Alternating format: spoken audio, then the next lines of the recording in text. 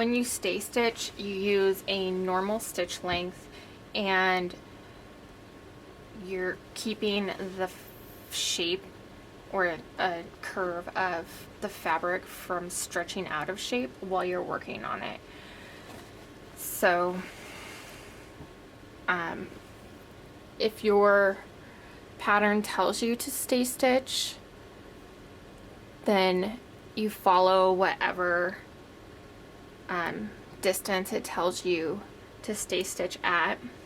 Otherwise, I typically always stay stitch my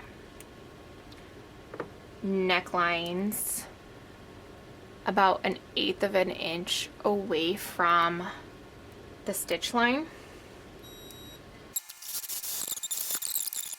and that's it. So it'll keep those